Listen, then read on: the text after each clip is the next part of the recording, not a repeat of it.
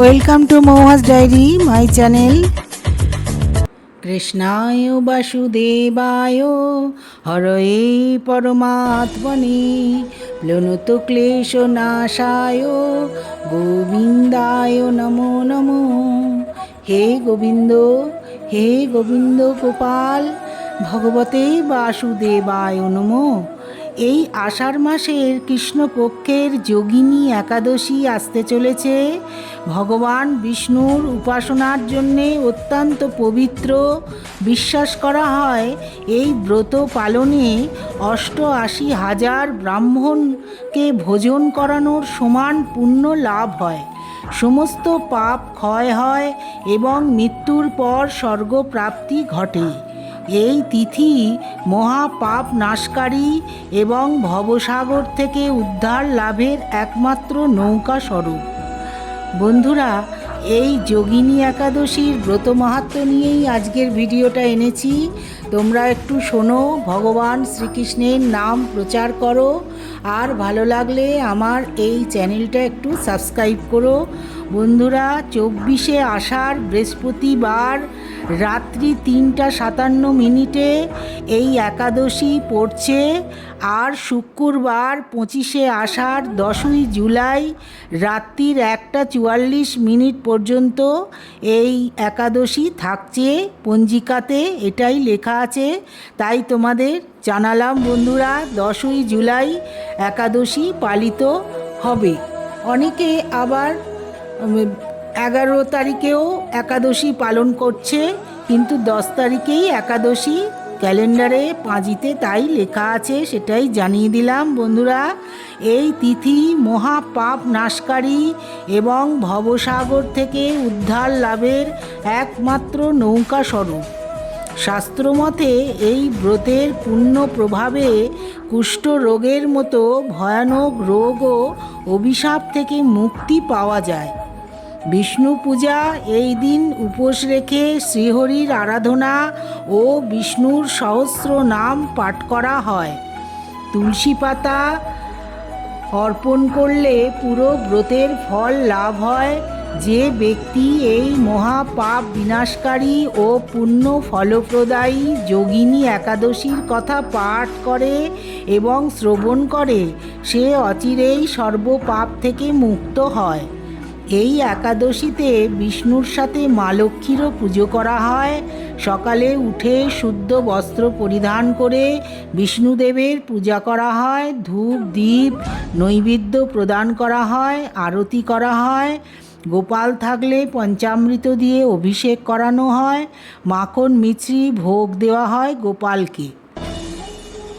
এই যোগিনী একাদশীতে 4টে রাশির ভাগ্যে সোনায় সোহাগা, তাদের ভাগ্যর অনেক লাভ হবে। বন্ধুরা, একটু শুনতে থাকো, আমি পরে এই রাশি নিয়ে বলবো। এখন আমি তোমাদের এই যোগিনী একাদশীর কি মাহাত্ম্য আর কি ব্রতকথা সেটা আমি তোমাদের বলছি, তোমরা একটু শুনে নাও।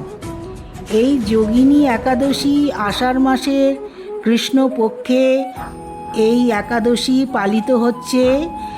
এই ব্রহ্মবৈবর্ত পুরাণে আষাঢ় মাসের কৃষ্ণপক্ষের এই একাদশীর ব্রত মাহাত্ম্য লেখা আছে। এই যুধিষ্ঠির মহারাজ এই মহাভারতের তিনি শ্রীকৃষ্ণকে জিজ্ঞাসা করলেন যে এই আষাঢ় মাসের ব্রত যোগিনী একাদশীর কি ব্রত মাহাত্ম্য। বাসুদেব, তুমি আমাকে বলো যে এর কি ব্রত মাহাত্ম্য। আষাঢ় মাসের কৃষ্ণপক্ষিয়া একাদশী মাহাত্ম্য কৃপাস্বরূপ বাসুদেব বললেন যে আমি তোমাদের বর্ণনা করছি। শ্রীকৃষ্ণ বললেন, এই সকল পাপ বিনাশিনী ও মুক্তিপদ এই উত্তম ব্রতের কথা বলছি, শ্রবণ করো। আষাঢ় মাসের কৃষ্ণপক্ষিয়া একাদশী যোগিনী নামেই খ্যাত। মহাপাপ নাশকারী এই তিথি ভবসাগরে পতিত মানুষের উদ্ধার লাভের একমাত্র নৌকা স্বরূপ। ব্রত পালনকারীদের পক্ষে এটি সর্বশ্রেষ্ঠ ব্রত বলেই প্রসিদ্ধ। এই প্রসঙ্গে একটি পবিত্র পৌরাণিক কাহিনী বলছি। অলকা নগরে শিবভক্ত পরায়ণ কুবের নামে এক রাজা ছিলেন। তিনি প্রত্যহ শিব পূজা করতেন। তার হেমমালী নামে একজন মালী ছিলেন। প্রতিদিন শিব পুজোর জন্যে মানস সরোবর থেকে তিনি ফুল তুলে যক্ষরাজ কুবেরকে দিতেন। বিশালাক্ষী নামে হেমমালীর এক পরমা রূপবতী পত্নী ছিল। তিনি তার সুন্দরী পত্নীর প্রতি অত্যন্ত আসক্ত ছিলেন। একদিন তিনি তার স্ত্রীর প্রতি কামাসক্ত হয়ে পড়লেন। রাজভবনে যাওয়ার কথা ভুলেই গেলেন। বেলা 2 প্রহর অতীত হলো। অর্চনের সময় চলে যাচ্ছে দেখে রাজা খুব রেগে গেলেন আর মালীর বিলম্বের কারণ অনুসন্ধানে একজন দূতকে প্রেরণ করলেন। দূত এসে রাজাকে বললেন তিনি গৃহে স্ত্রীর সঙ্গে আনন্দে মত্ত হয়ে আছেন। দূতের কথা শুনে কুবের অত্যন্ত রেগে তখনই মালীকে তার সামনে হাজির করতে আদেশ দিলেন। এদিকে মালী কুবেরের পূজার সময় অতিবাহিত হয়েছে বুঝতে পেরে অত্যন্ত ভয় পেয়ে গেলেন। তাই স্নান না করেই তিনি রাজার কাছে উপস্থিত হলেন। তাকে দেখা মাত্র রাজা ক্রোধবশে চোখ রাঙিয়ে বললেন, ওরে পাপিষ্ঠ দুরাচার, তুই দেবপূজার পুষ্প আনতে অবজ্ঞা করেছিস, তাই আমি তোকে অভিশাপ দিচ্ছি, তুই শ্বেত কুষ্ঠগ্রস্ত হয়ে যা এবং তোর প্রিয়তমা ভার্যার সাথে তোর চিরবিয়োগ সংগঠিত হোক। ওরে নীচ, তুই এখনই এখান থেকে দূর হয়ে যা। কুবেরের এই অভিশাপে হেমমালী পত্নীর সঙ্গে স্বর্গভ্রষ্ট হয়ে দীর্ঘকাল যাবৎ কুষ্ঠরোগ ভোগ করতে লাগলেন।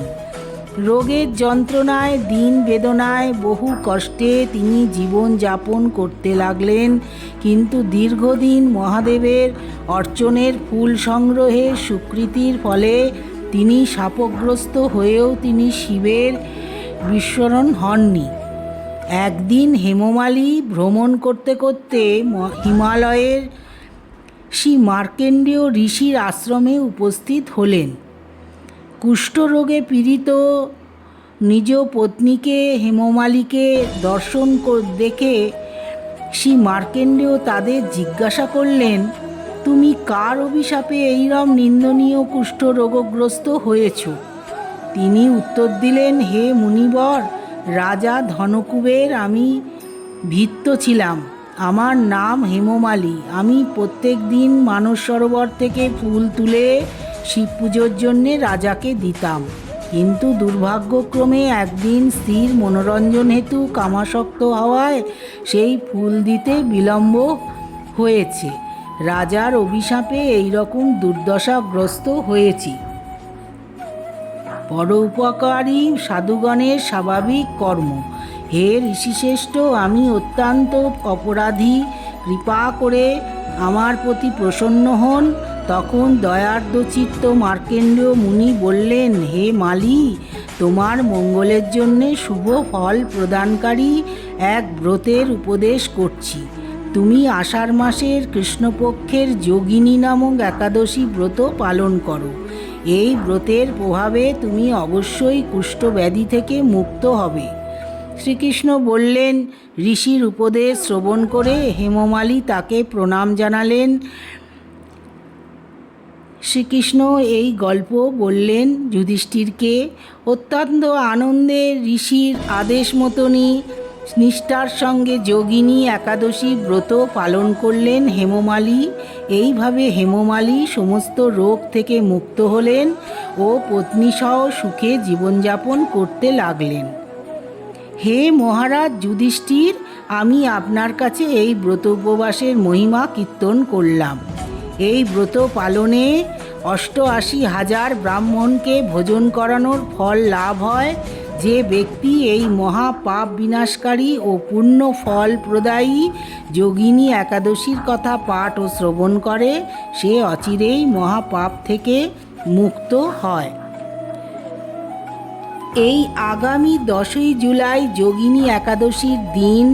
10ই জুলাই শুক্রবার যোগিনী একাদশী। ওই দিন 4 রাশির ভাগ্য খুলবে। সন্ধ্যা 6:44 চাঁদ বৃষ রাশিতে প্রবেশ করবে। একই দিনে রয়েছে যোগিনী একাদশী। জ্যোতিষশাস্ত্র মতে এই শুভ তিথিতে চাঁদের গোচর আরও শুভ ফল দিতে পারে। এই বিশেষ সময় 4টে রাশির জাতক জাতিকারা বিশেষ শুভ ফল পেতে পারেন। জ্যোতিষশাস্ত্র চাঁদকে মন, আবেগ, মাতৃসুখ এবং মানসিক স্থিতির কারক গ্রহ হিসেবে বিবেচনা করা হয়। তাই চাঁদের রাশি পরিবর্তনকে বিশেষ গুরুত্ব দেওয়া হয়। চাঁদ অল্প সময়ের জন্যে একটি রাশিতে অবস্থান করলেও তার প্রভাব 12 রাশির জাতকদের জীবনে কম বেশি পড়ে। এই সময় বিশেষ করে 4টি রাশির জাতক জাতিকারা শুভ ফল পেতে পারেন বলে মনে করা হচ্ছে। তার মধ্যে বৃষ রাশি, কর্কট রাশি, তুলা রাশি এবং মকর রাশি। এই 4টে রাশির ফল খুব শুভ এবং জাতক জাতিকাদের গোচর অত্যন্ত শুভ ইতিবাচক হবে।